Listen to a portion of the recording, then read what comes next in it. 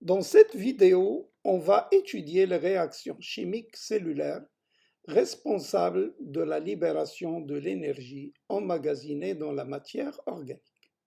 Ainsi, on va traiter les points suivants.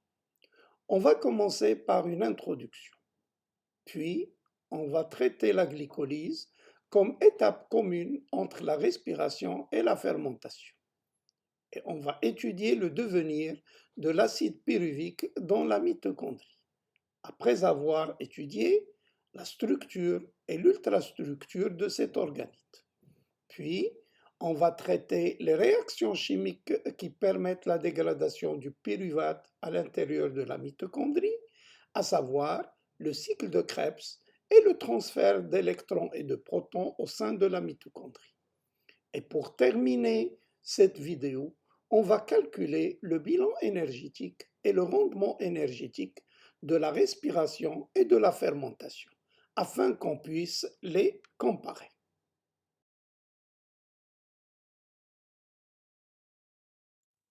La dégradation de la matière organique dans la cellule commence par une première étape qui se produit dans l'hyaloplasme, appelée glycolyse. Par la suite, et selon les conditions du milieu, on distingue deux voies de dégradation de la matière organique. D'une part, il y a une voie aérobie de la respiration cellulaire qui se produit dans la mitochondrie, en deux étapes, le cycle de Krebs dans la matrice mitochondriale et la chaîne respiratoire dans la membrane mitochondriale interne. La respiration permet une dégradation complète du glucose, car les produits obtenus sont dépourvus d'énergie. C'est pourquoi le bilan énergétique est élevé. D'autre part, il y a une voie anaérobie de la fermentation, qui permet une dégradation incomplète du glucose, car les produits obtenus contiennent de l'énergie potentielle. C'est pourquoi le bilan énergétique est faible.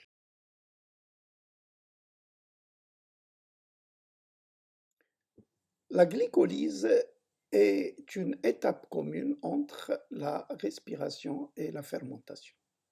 C'est la première étape de la dégradation du glucose qui se produit au niveau de l'hyaloplasme en absence d'oxygène.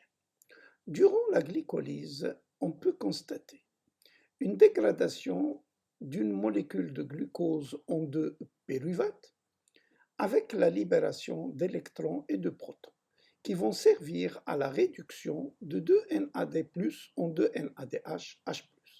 Et il y a aussi libération de l'énergie qui va servir à la phosphorylation de 2 ADP en 2 ATP. Ainsi, la réaction bilan de la glycolyse est la suivante. Une molécule de glucose va donner 2 pyruvates, 2 NAD+ vont donner 2 NADH+, et phosphorylation de 2 ADP en 2 ATP.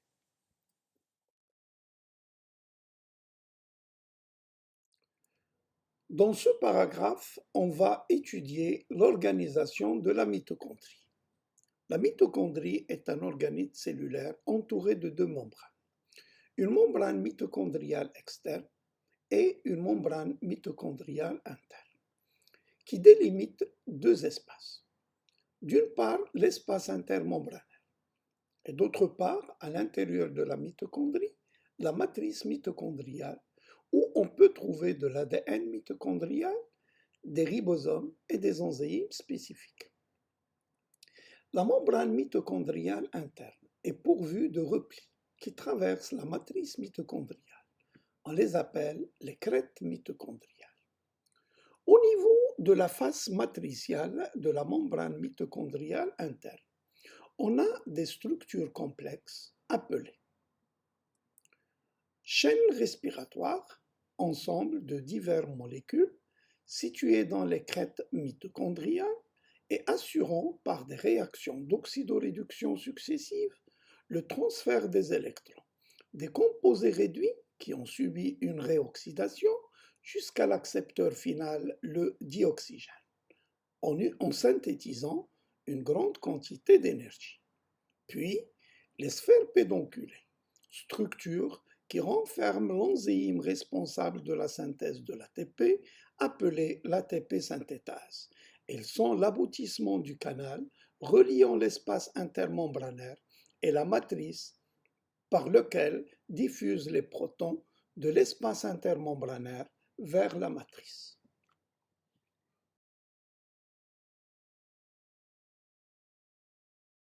L'acide pyruvique qui résulte de la glycolyse va pénétrer à l'intérieur de la mitochondrie, où il va subir une série de réactions cycliques qu'on appelle cycle de Krebs, au cours desquelles il va y avoir dégradation complète de l'acide pyruvique, avec décarboxylation de 3 carbones sous forme de 3CO2, libération des électrons et des protons qui vont servir à la réduction de 4NAD+ en 4NADH+, et une molécule de FAD à une molécule de FADH2, et libération de l'énergie qui va servir à la phosphorylation d'une molécule d'ADP en une molécule d'ATP. Et n'oublions pas qu'il y a régénération de l'acide oxalacétique. Ainsi, la réaction bilan du cycle de Krebs est la transformation de l'acide pyruvique en 3CO2, réduction de 4NAD+ en 4NADH+, et une molécule de FAD en une molécule de FADH2, et phosphorylation d'une molécule d'ATP en une molécule d'ATP.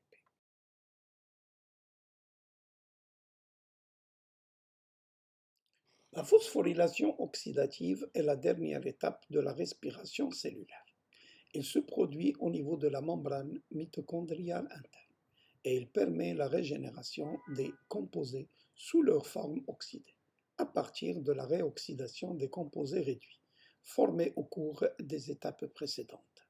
Cette réoxydation est accompagnée par la libération d'électrons et de protons. Maintenant, il nous reste à savoir quel est le devenir de ces électrons et de ces protons. Les électrons vont être reçus et transportés par des transporteurs situés dans la membrane mitochondriale interne et qui constituent la chaîne respiratoire par une série de réactions d'oxydoréduction vers l'accepteur final, le dioxygène, qui va être réduit en une molécule d'eau. L'énergie cédée par le transfert des électrons permet de pomper des protons de la matrice vers l'espace intermembranaire, créant ainsi un gradient protonique.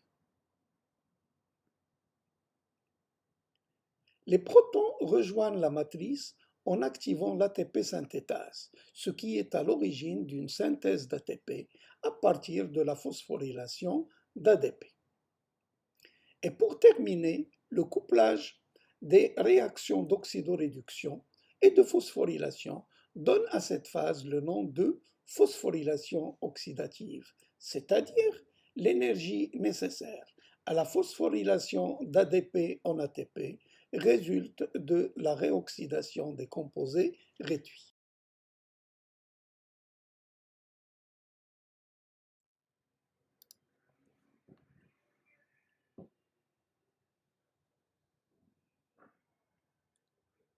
La chaîne respiratoire est localisée au niveau de la membrane mitochondriale interne et elle est constituée de protéines transporteurs. La réoxydation des composés réduits permet la libération des électrons et des protons. Les électrons vont être transportés par une série de réactions d'oxydoréduction, libérant une quantité d'énergie qui va servir au pompage des protons H+, de la matrice vers l'espace intermembranaire, créant ainsi un gradient protonique. Par la suite, les protons vont retrouver la matrice à travers la sphère pédonculée, libérant de l'énergie qui va servir à la phosphorylation de l'ADP en ATP, en présence d'ATP synthétase.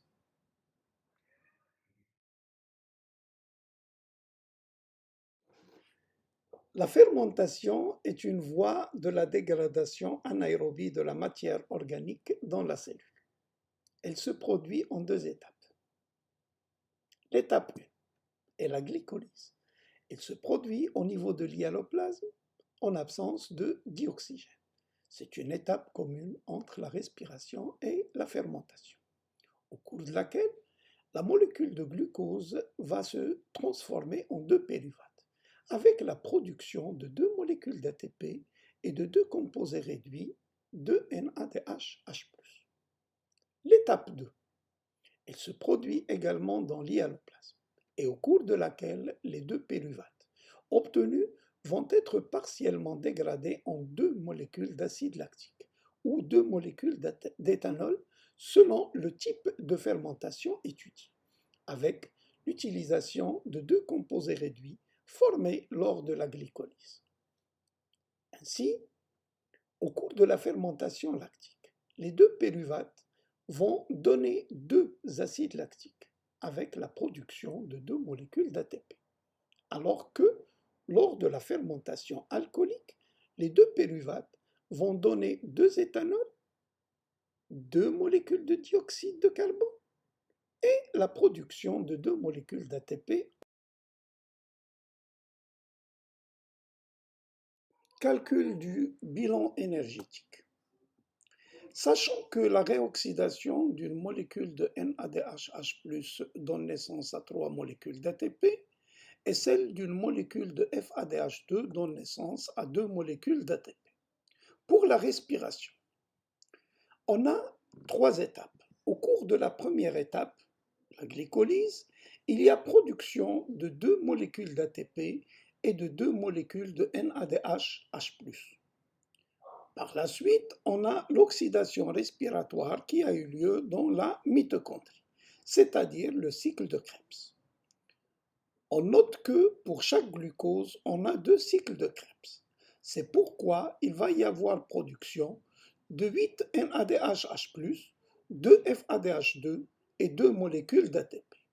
Et pour terminer, au cours de la troisième étape, tous les composés réduits obtenus, à savoir 10 NADH+ et 2 FADH2, vont être convertis en molécules d'ATP, ce qui permet la production de 34 molécules d'ATP.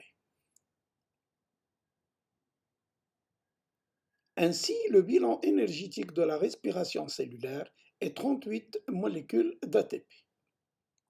Pour la fermentation, on a deux étapes. Au cours de la première étape, on a deux molécules d'ATP et deux molécules de NADH+. Au cours de la deuxième étape, on va réutiliser deux composés réduits obtenus lors de l'étape précédente. Ainsi, le bilan énergétique de la fermentation est seulement de deux molécules d'ATP.